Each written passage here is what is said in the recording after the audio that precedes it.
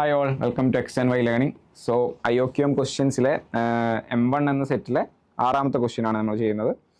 The age of a person in years in 2025 is a perfect square and his age in years was also a perfect square in 2012 അല്ലേ. അപ്പം 2025 perfect square ആയിരുന്നു അയാളുടെ age.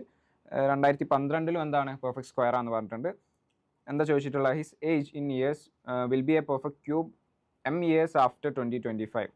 അതായത് 2025 കഴിഞ്ഞിട്ട് M years കഴിയുമ്പോൾ അയാളുടെ age ഒരു perfect ക്യൂബായിട്ട് മാറുന്നുണ്ടെന്നാണ് പറഞ്ഞിട്ടുള്ളത്. അങ്ങനെയാണെങ്കിൽ determine the smallest value of M എന്നാണ് പറഞ്ഞിട്ടുള്ളത്. സോ നമുക്ക് ചെയ്ത് നോക്കാം. 2025 അയാളുടെ ഏജ് ഒരു പെർഫെക്റ്റ് സ്ക്വയർ എന്ന് പറയുമ്പോൾ എന്താ, അത് നമുക്ക് എക്സ് സ്ക്വയർ എന്നെടുക്കാം. ഓക്കെ. പിന്നെ പറഞ്ഞിട്ടുണ്ട് 2012 അയാളുടെ ഏജ് പെർഫെക്റ്റ് സ്ക്വയർ ആയിരുന്നു. അപ്പോൾ നമുക്ക് വൈ സ്ക്വയർ എന്നെടുക്കാം 2012 ഏജ്. ഇനി 2025 അയാളുടെ ഏജും 2012 അയാളുടെ ഏജും തമ്മിലുള്ള ഡിഫറൻസ് എന്തായിരിക്കും?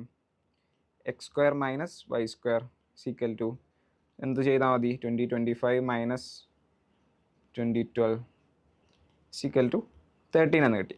അപ്പോൾ X square minus Y square equal to 13 എന്ന് കിട്ടി. നമുക്കറിയാം, നമ്മൾ ജസ്റ്റ് വാല്യൂസ് സബ്സ്റ്റിറ്റ്യൂട്ട് ചെയ്ത് നോക്കുമ്പോൾ നമുക്ക് എന്ത് കിട്ടും? നമുക്കറിയാം 7 സ്ക്വയർ എന്ന് പറയുന്നത് എന്താ? 7 സ്ക്വയർ 49 ആണ്. മൈനസ് 6 സ്ക്വയർ ചെയ്യുമ്പോൾ എന്താ? മൈനസ് 36 ചെയ്യുമ്പോൾ നമുക്ക് 13 കിട്ടും. ഓക്കെ. അല്ലാന്നുണ്ടെങ്കിൽ ഈ ഒരു എക്സ് സ്ക്വയർ മൈനസ് വൈ സ്ക്വയറിനെ നമുക്ക് എങ്ങനെ എഴുതാം? X plus Y into X minus Y എന്ന് എഴുതാം. എക്സ് മൈനസ് വൈ എന്ന് എഴുതാം ഈക്വൽ ടു 13. ഇതിൻ്റെ മീനിങ് എന്താ? ഈ എക്സ് പ്ലസ് വൈയും എക്സ് മൈനസ് വൈയും എന്താണ്? ഈ 13ൻ്റെ ഫാക്ടേഴ്സ് ആണ്. നമുക്കറിയാം 13 ഒരു പ്രൈം നമ്പർ ആയതുകൊണ്ട് തന്നെ 13ൻ്റെ ഫാക്ടേഴ്സ് എന്ന് പറയുന്നത് 13ഉം 1ഉം മാത്രമാണ്. അപ്പം നമുക്ക് ഈ എക്സ് പ്ലസ് വൈനെ നമുക്ക് എന്തെടുക്കാം? 13 എന്നും ഇതിനെ 1 എന്നും എടുക്കാം. അപ്പോൾ എന്ത് കിട്ടി? X plus Y equal to 13, X minus Y equal to 1 ആണെങ്കിൽ ഈ രണ്ട് ഇക്വേഷൻസ് ആഡ് ചെയ്യുമ്പോൾ നമുക്ക് 2x ഈക്വൽ ടു 14, അല്ലാന്നുണ്ടെങ്കിൽ എക്സ് ഈക്വൽ ടു 7 എന്ന് കിട്ടും. ഓക്കെ.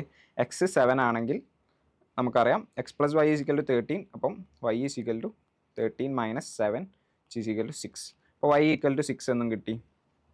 ഓക്കെ. എക്സും വൈയും നമുക്ക് കിട്ടി. ഇനി നമ്മളോട് ചോദിച്ചിട്ടുണ്ട്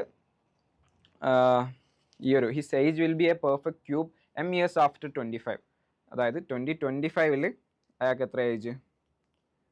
നമ്മൾ പറഞ്ഞു വൈ സ്ക്വയർ ആണെന്ന് പറഞ്ഞു അല്ലേ. വൈ സ്ക്വയർ എത്ര? വൈ 6 ആണ്. 2025 എക്സ് സ്ക്വയർ ആണ്. സോറി, 2025 എക്സ് സ്ക്വയർ ആണ്. 2025 അയാളുടെ ഏജ് എക്സ് സ്ക്വയർ ആണ്. So equal to 49. അപ്പോൾ ഇത് കഴിഞ്ഞിട്ട് M years കഴിയുമ്പോൾ എന്താണ് അയാളുടെ ഏജ് എത്രയാണെന്ന് പറഞ്ഞാൽ ഒരു പെർഫെക്റ്റ് ക്യൂബാണെന്ന് പറഞ്ഞത്. അപ്പോൾ നമുക്കറിയാം 3 ക്യൂബ് എന്ന് പറയുന്നത് എത്ര? 27 ആണ്. 4 ക്യൂബ് എന്ന് പറയുമ്പം 64. സോ എന്താണ് ഈ 49 കഴിഞ്ഞിട്ടുള്ള നെക്സ്റ്റ് ഒരു പെർഫെക്റ്റ് ക്യൂബ് എന്ന് പറയുന്നത് എത്രയാണ്? 64 ആണ്. ഓക്കെ. അപ്പോൾ നെക്സ്റ്റ് ഒരു പെർഫെക്റ്റ് ക്യൂബ് എന്ന് പറയുന്നത് 64 ആണ്. അപ്പോൾ 64 വരണമെങ്കിൽ ഇത് നമ്മളുടെ ഡിഫറൻസ് എത്രയായിരിക്കണം? M ഈക്വൽ ടു എന്തായിരിക്കണം?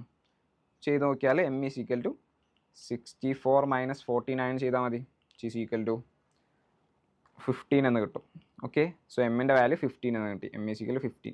അപ്പം 2040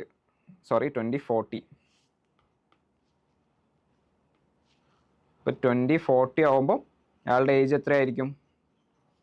64 ആയിരിക്കും. അപ്പോൾ നമുക്ക് പറയാൻ പറ്റും എമ്മിൻ്റെ മിനിമം പോസിബിൾ വാല്യൂ എന്ന് പറയുന്നത് 15 ആണെന്ന് പറയാൻ പറ്റും.